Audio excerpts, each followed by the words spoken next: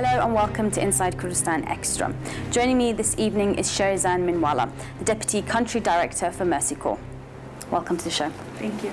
If you could just tell us briefly a little bit about what is Mercy Corps' mission here in Iraq and the Kurdistan region as well.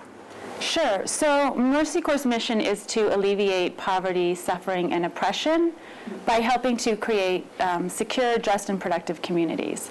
So we've been working in Iraq since 2003, and we work in all 18 provinces. So we've been working in the Kurdistan region, I think, since 2004.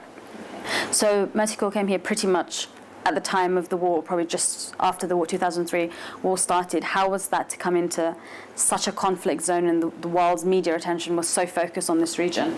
You know, that's what Mercy Corps does. So Mercy Corps works in very difficult areas. We work in areas that have suffered natural disasters, that have suffered political upheaval, war, and conflict. So we tend to go into those areas and try to provide emergency humanitarian relief that then tends to transition into a more focused development approach.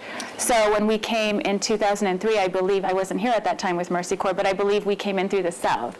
And so I think we had an office in Kut at that time, and we were working in the south, and then we eventually opened up an office in, well, we now have an office in Basra, Baghdad, and Sulaymaniyah. Okay. How was the humanitarian crisis on the ground at that time? Do you know when Mercy Corps came into Iraq?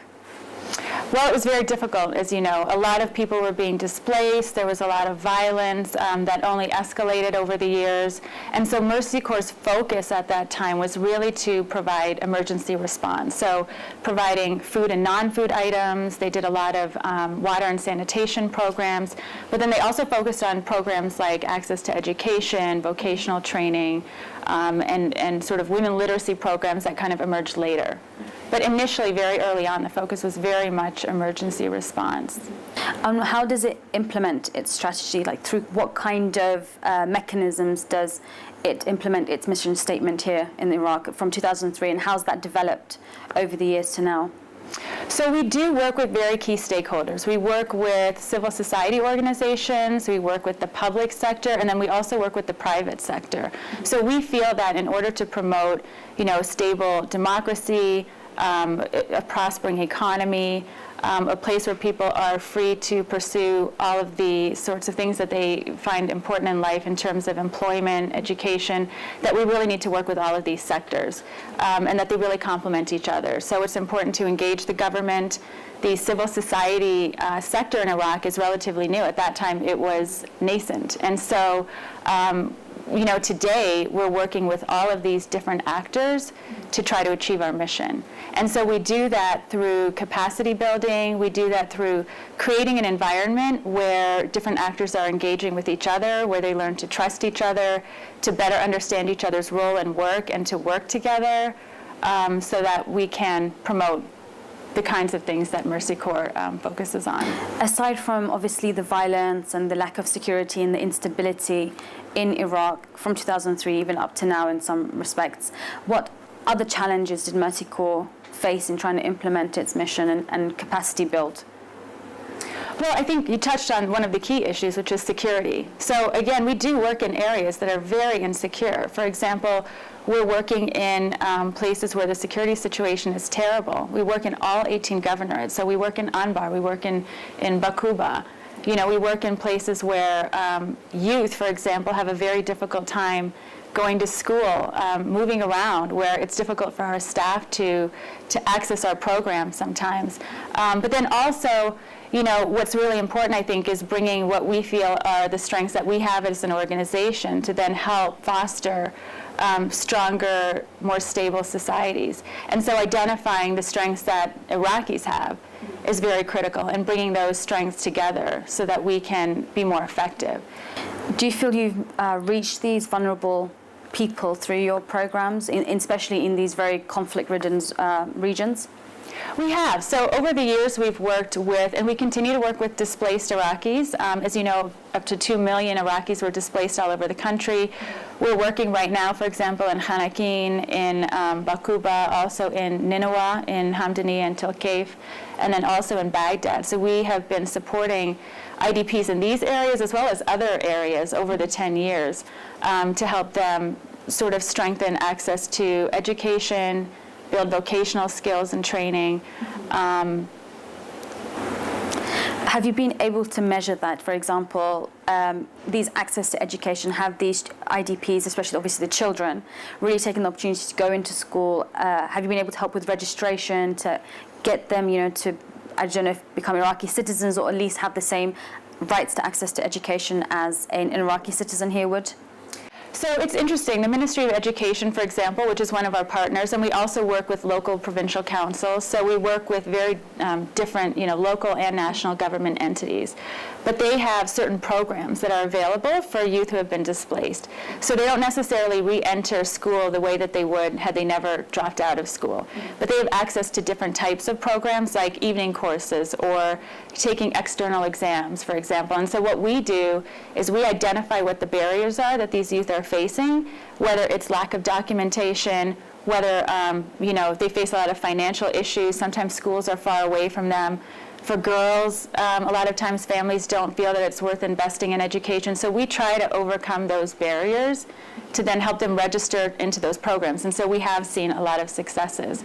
Aside from the people who have actually taken advantage of these opportunities, you mentioned you work with civil society, local provincial councils, the government.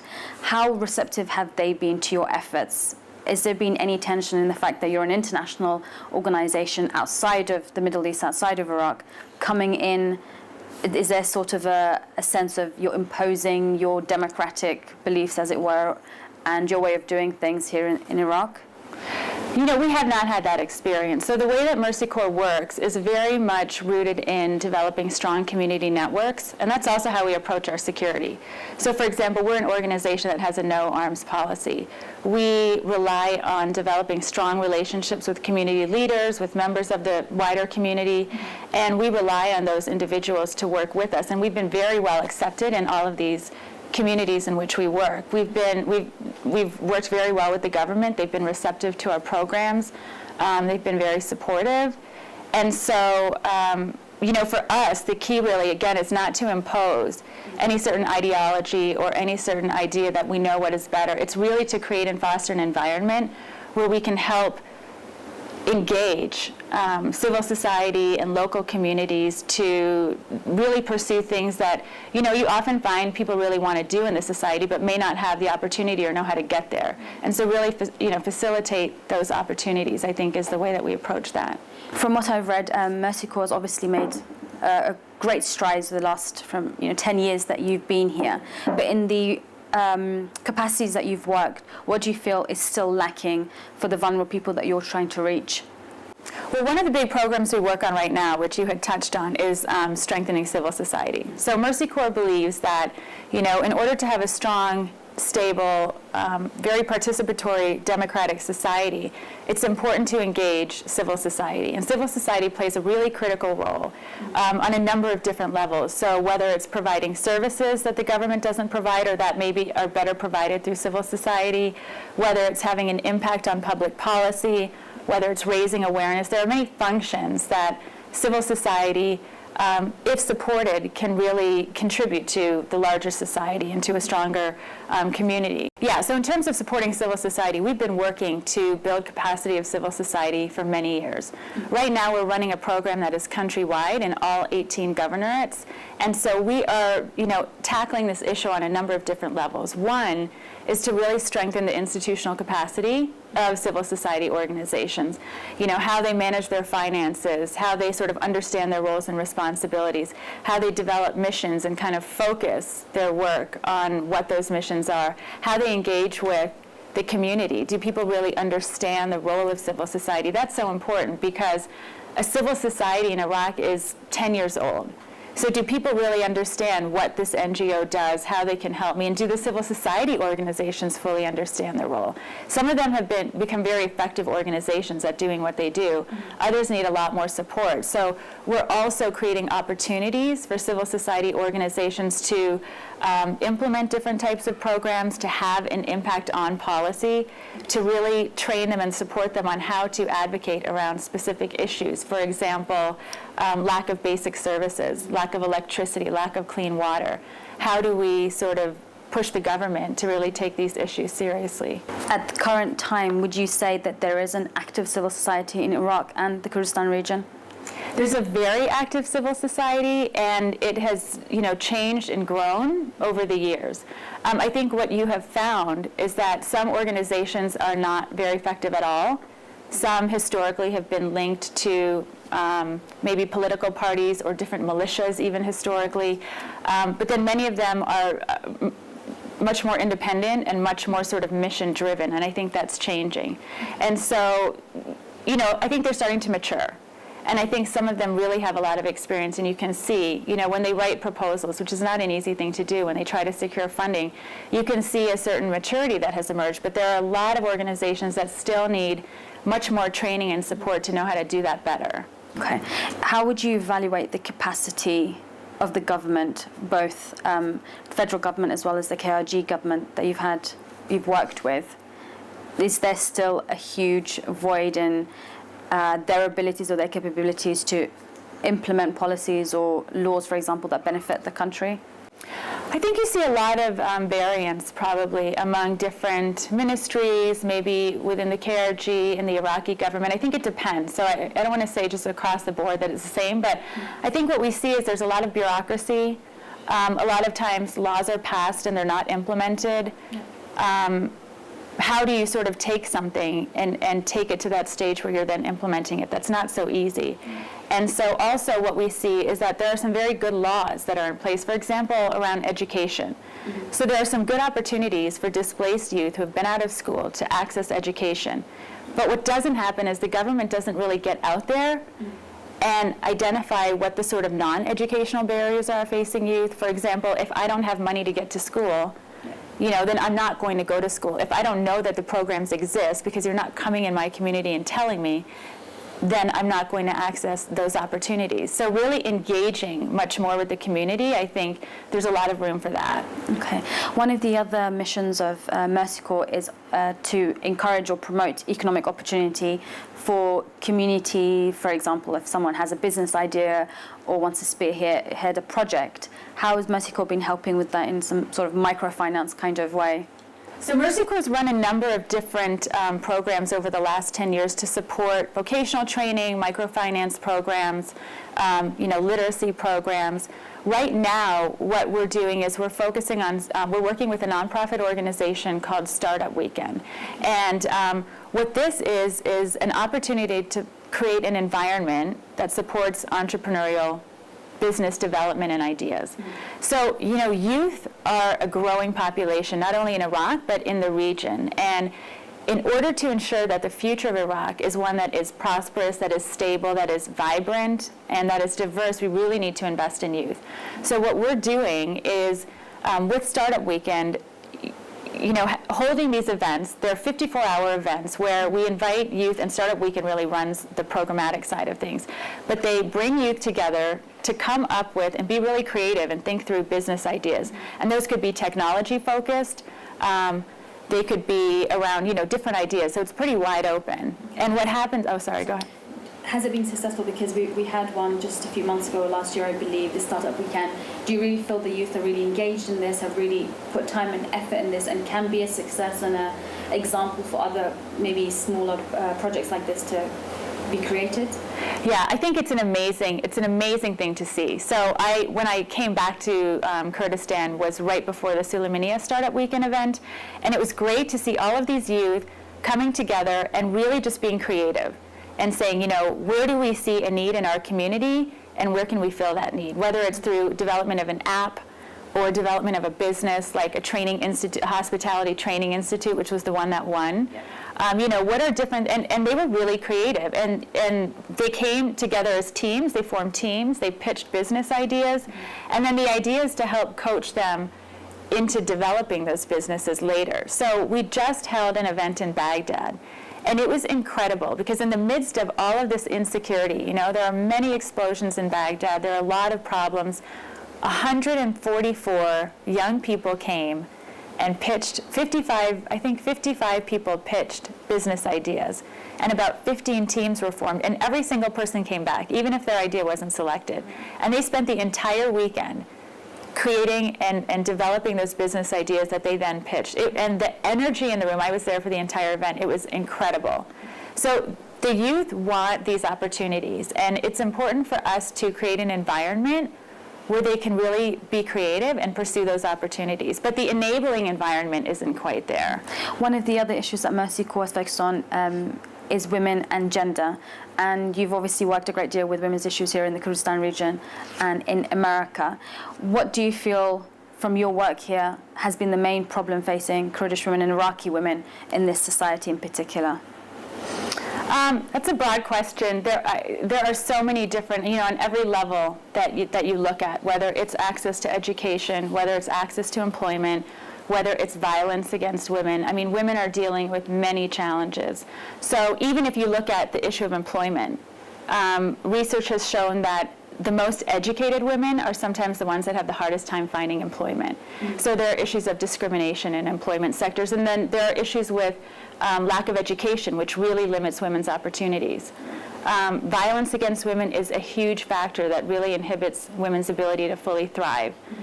And so that's a major issue. And then just women's role in society. I mean, their roles can be very restricted, very sort of traditionally focused on family and home, and so they take on a lot of responsibilities. And even for women who then sort of do access higher education and do work outside of the home, like many parts of the world, including the United States, they tend to take on a greater share of the burden of caring for family and community while also contributing financially.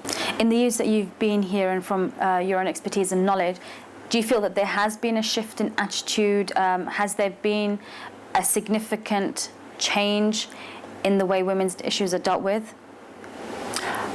Yeah, so I've been working on issues of violence against women since I first came here in 2005 and then moved here in 2007. I was working with a different organization, Heartland Alliance.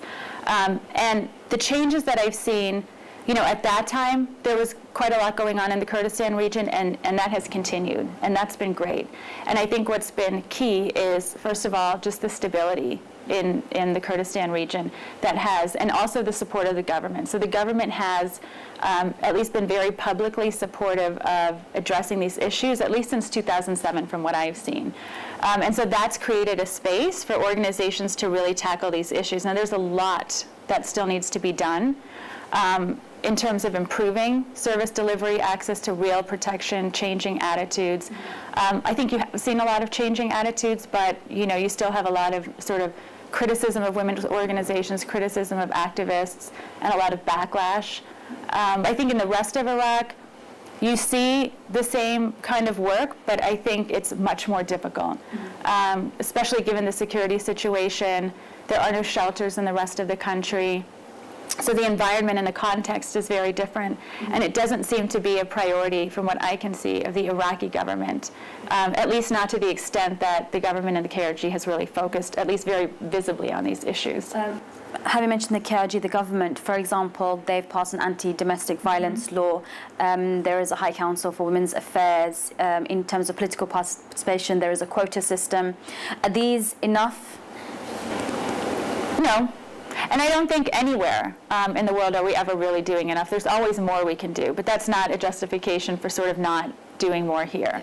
And so I think what I see, a lot of times you see very sort of public proclamations of support, committees created, even shelters created. But what really needs to come with that is experience and training and financial commitment to the work that's being done. So the shelters, for example, really need financial investment and high quality services for the women that are living there. I think the government should do a lot more to support civil society organizations. I think a lot can be done to develop more trust and a better working relationship between the government and civil society. They shouldn't be oppositional to each other. They need to be working together towards a common goal.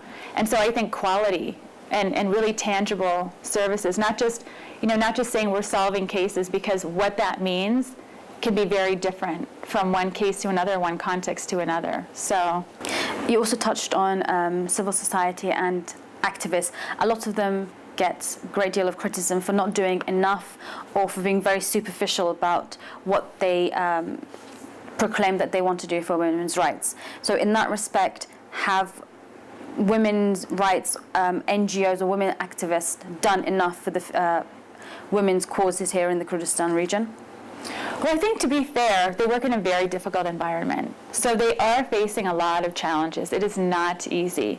And when you don't have a wide array of services for victims of violence, then it's very hard to sort of step in and say, we're going to provide these services when you don't sort of have a community of services to help support that. So if you provide legal services, you need a safe place where they provide holistic services to the victims while you're working with them. You need quality mental health services. You need educational training, vocational training, and you need long-term solutions. So everything is sort of happening, you know, but slowly, and I think a lot of those pieces are missing. There's not a holistic sort of approach. Mm-hmm. And I think a lot of the organizations need to work better together. So I think it's easy to criticize, but I think we also do need to really recognize a lot of the challenges they're facing, and in order to sort of ask them to do more to really support that. And just finally, how long do you plan to stay in the Kurdistan region? And if you decide to go back to America, what do you think you will take back with you about, you know, Kurdistan and Kurdish culture?